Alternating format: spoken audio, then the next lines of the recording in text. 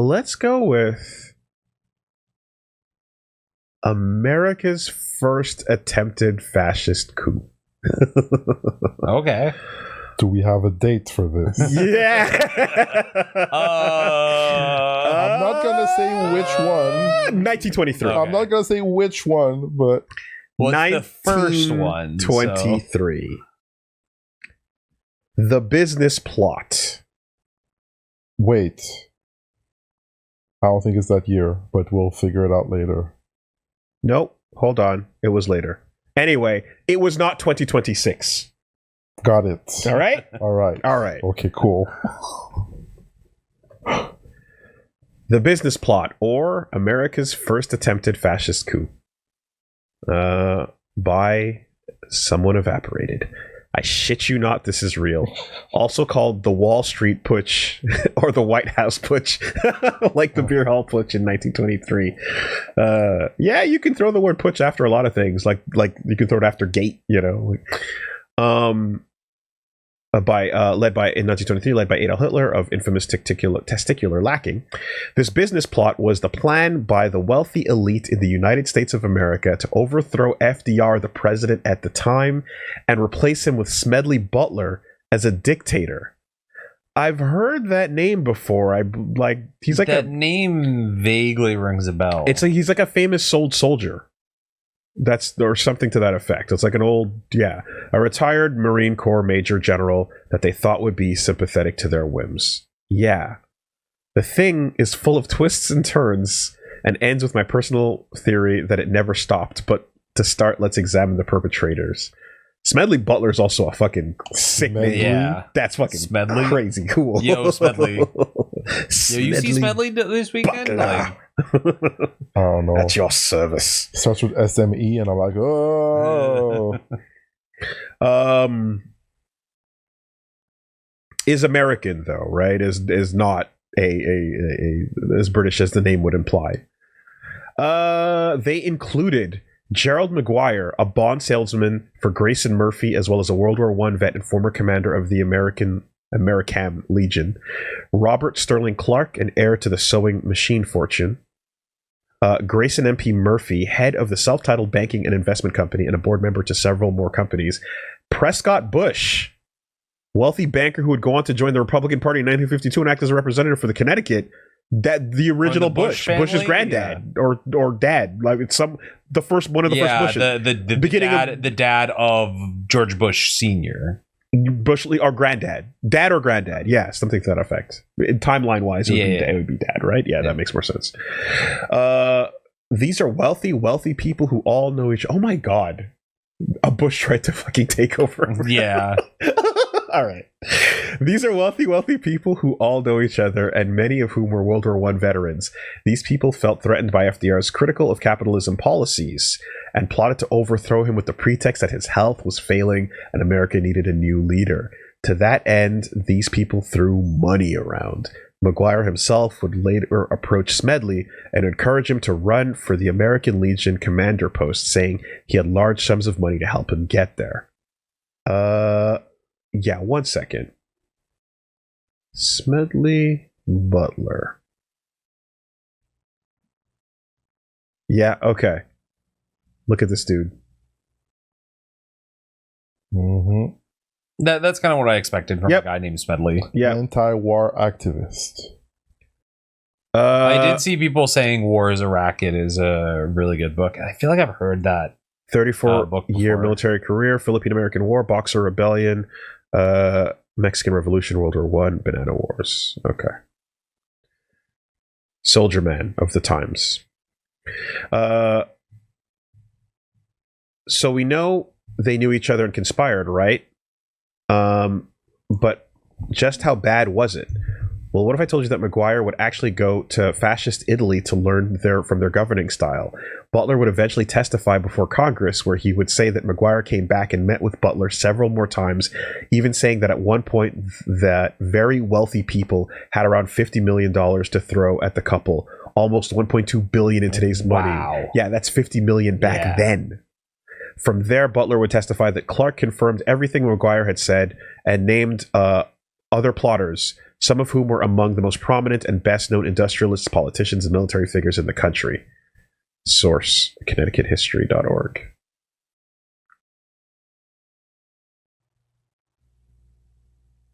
Yeah, okay. More wild shit that Butler testified from the same article. Clark reportedly told Butler that some of those who supported the plan were willing to bankroll it were executives from the DuPont Corporation. They're famous for being evil about. That's not the diamonds, is it? No, that's the beers. No, it's their chemical shit. Oh, this yeah. A bunch of people that worked for them were getting cancer, and they like hid evil chemical dump. Evil chemical shit. Yeah, and their people were getting cancer, and they fucking covered it up. Exactly. The DuPont Corporation, including big poison. Yeah, including Irénée DuPont. The Democratic Party's candidates for president in 1924 and 1928, John Davis and Al Smith, and several people associated with J.P. Morgan banking interests. Would you look at that? Big money. J.P. Morgan Chase, you say? Of load-bearing fame. Yeah. Of load-bearing pedophile fame. Including Thomas Lamont, great-grandfather of Connecticut Governor Ned Lamont, Grayson Murphy, director of Goodyear Tire, Anaconda Copper, and Bethlehem Steel. Weapons and ammunition would be supplied by the Bridgeport-based Remington Arms Company, or Remington UMC, which had recently been taken over by the DuPont Corporation. Fucking money. Yeah, companies. Money was being moved. Conspiratorial-ass shadow meetings. God damn. These people wanted Butler to raise an army of 500,000 veterans to march on Washington and overthrow the government. Their plan to establish Butler as Secretary of General Affairs, a dictator with sole power over the government, as given to him through the force and eventually in legislation, leaving FDR in a more ceremonial role like the Queen of England or the President of Germany after the Nazis took legislative control. Oh, they weren't even thinking like, oh, we're going to come in and just take over as president. It's like, no, you can stay around. You can stay around, but I say what gets to happen. You get to just be on your little throne. The last democratically elected president is like the monarchy. Yeah, a legacy of the old ways, but the new ways are here. At one point, Butler in his book, and like maybe that's supposed to win people over and be like, oh well, you know, they kept have him a around. President, and he does wave like this, you know, every once in a while. So, at one point in his book, Butler says, "My one hobby is maintaining a democracy.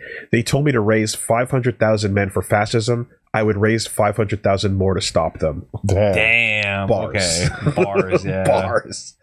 Well, yeah, 'cause this is a lot about them wanting him to do this, but not a lot about him actually committing to it. It sounds like a bunch of rich assholes sat him down and went, "We're gonna make you God Emperor," and he went, "Uh-huh. Yeah. Tell me more about that." Hold that thought.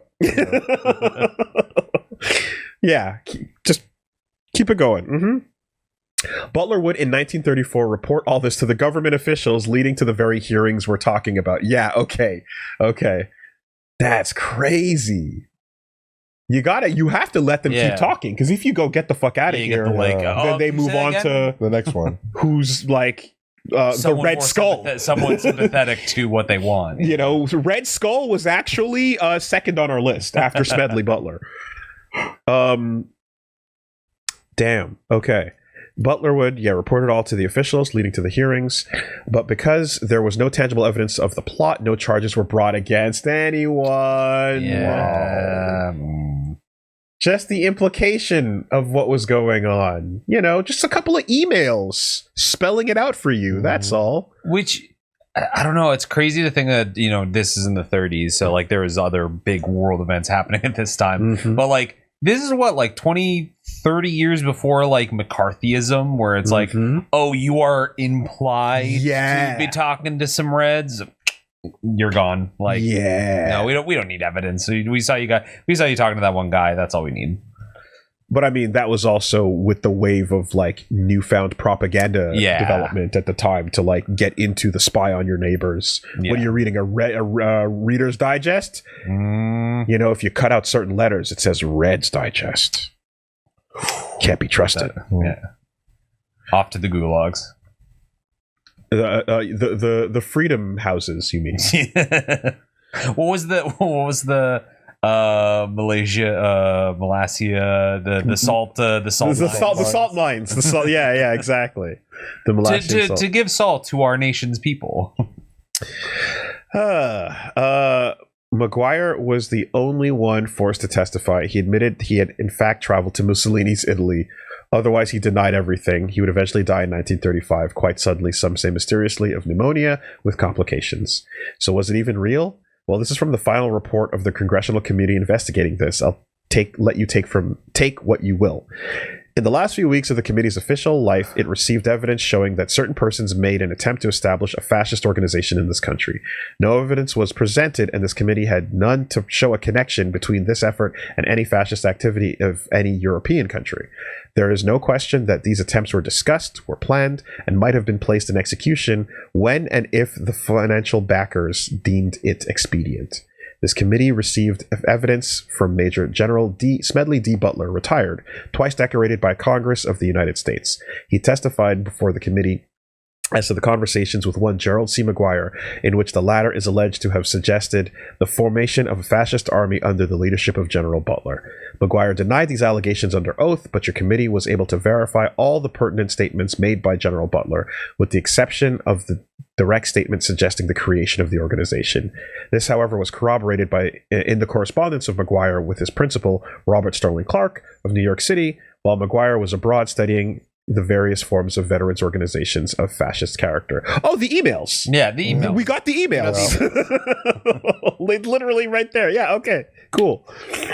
If that's not enough, then consider that James E. Van Zandt, commander of the Veterans of Foreign Wars, or the VFW, was approached after being warned by Butler what these people were doing, and they tried to get Zandt in on it when Butler told him to eat sand. I think this was real. So they did have the second option. Okay, maybe Red Skull was third. And then you have to factor in that some of these people made it into Congress. Like Prescott Bush, father of George H.W. This plot never stopped, in my opinion. It's been going on ever since with more tact and subtlety, I think. Look at this from a Guardian article. George Bush's grandfather, the late U.S. Senator Prescott Bush, was a director and shareholder of companies that profited from their involvement with financial backers of Nazi Germany. His business dealings, which continued until his company's assets were seized in 1942 under the Trading with the Enemy Act, has led to more than 60 years later to a civil action for damages being brought in Germany against the Bush family by two former slave laborers at Auschwitz, and to a hum of pre-election controversy. The evidence has also prompted one former U.S. Nazi war crimes prosecutor to argue that the late senator's actions should have been grounds for prosecution for giving aid and comfort to the enemy. These people and their associates, seems to me, infiltrated Congress, created empires that control huge sums of money, and worked actively on other congressional campaigns as contributors and sometimes advisors. There's a deep dive to be made into American politics and, in general, how this plot affects how we got to where we are now. Not that deep, actually. No, yeah, I can see the history. History repeats itself. It's kind of sticking out the surface of the water. Yeah. In fact, I would argue. The financier, you say? The New York financier. What happened? Really?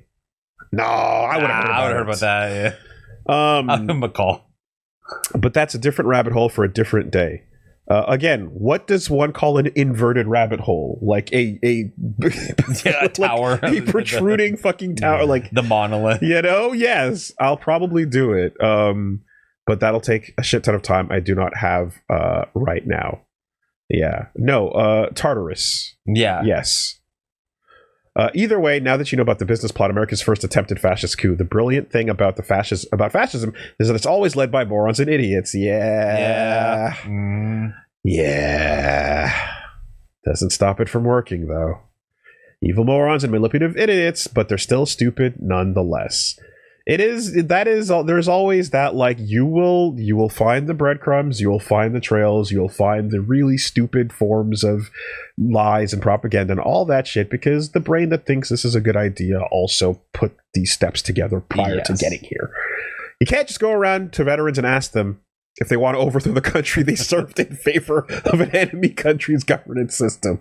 You need to list a little more tact than that. Yeah, that is actually crazy when you think something fascists always lack. But the power, though, but Smedley, don't you want the power?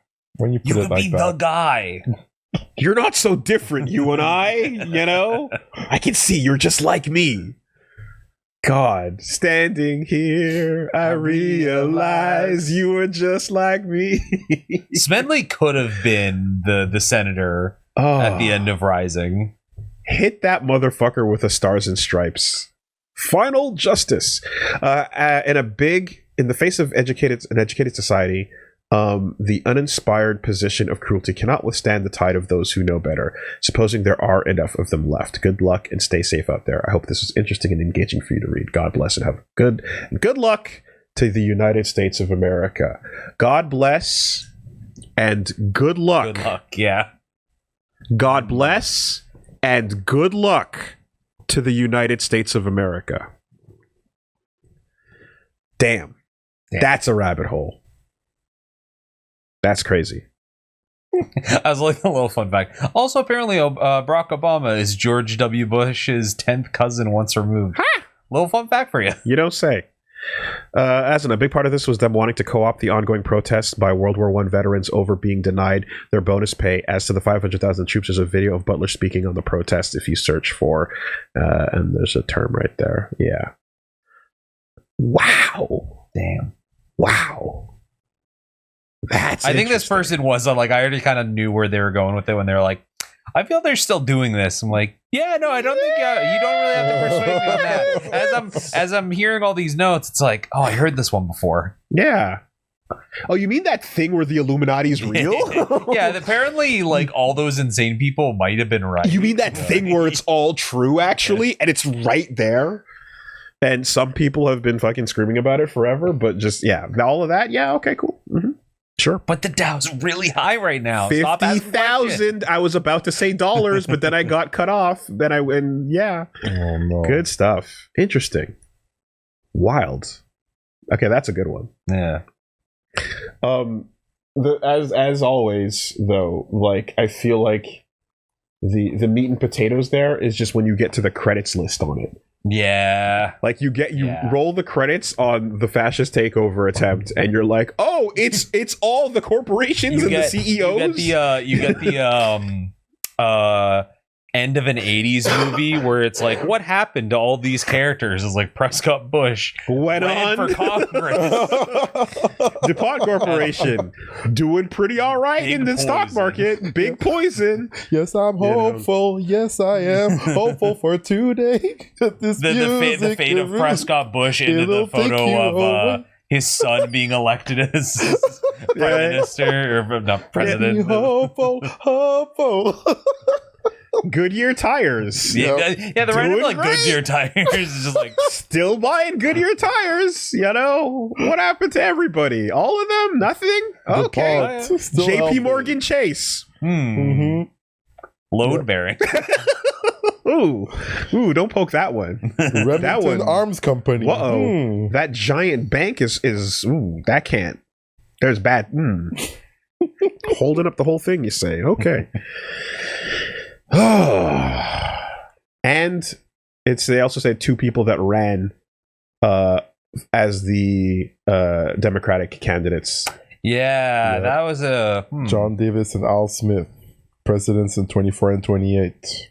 At least candidates. It is. So go ahead. I was gonna say it's interesting. Just like, they're trying to do this against FDR, which, to my understanding of American politics and what I know about the history, is like really well beloved. Like that's, I think, one of the like last like universally loved presidents like of their country. But Foxcade, money. Have you considered so much money though? People love money. You might not have considered money. This is true. Counterpoint. You know what? Counterpoint. Counter. I I mean, mean, if I have like FDR on the vote list and I have money on the other side, It's just a check. just give me a moment to think about it. You know? Yeah. Again, you know, we come from a world where, like, you want to go back to that era and just look into every other thing that corporations were doing to people at the time, and every example of, like, can we just literally, like, look the other way while we have massive evidence of the things we're doing, killing people, causing, like, massive unhealthy things that are affecting the population. Was it lead, the lead poisoning one where the dude drank the unleaded, like the amount of insane stories we have of just, if the corp could just kill you and extract the money from your corpse legally, we would be there, but we're not there. So in the guise of polite society forces us to be in the framework we exist in, but, like, literally that's what they want. And in the meantime, fine, we will pay lobbyists to convince lawmakers to do the things that kick money back to us, because we can't just land on top of you and go Yeah, we can't just take out the, like, big vacuum and suck out your, like, coins and dollars out of your pocket. we can't bloodborne Not yet. we can't bloodborne brain suck the fucking money out of you. So here's what we'll have to do instead. Democracy, I guess. Ugh. Yeah. No, it's kind of psychotic seeing that lineup, you know, all-star lineup, and you know, and all of a sudden it just went away, and then it never happened. And then it don't worry stopped. about that. It all stopped. It's like, they got a little slap on the wrist, like, hey, don't do that. Hey. Whose hands? Oh, the guy who's dead? Oh, Yeah, okay. Got it. Yeah. Just chill, all right? We'll talk later. Just fuck up. It's not that big of a deal. You know, nothing's happened. It's fine. You know, we didn't actually do anything. There are other ways to do it within the system, you see. Like, are you directly affected by this? Come on. All right, that's a pretty good one. I like that. I also like the name Smedley Butler. That's gonna stick. Standing on business. Indeed. All right. Well, that's fucking. That'd be the name for the Neo character when you play that. Oh, the NZ. Yeah. That's how you tell your character.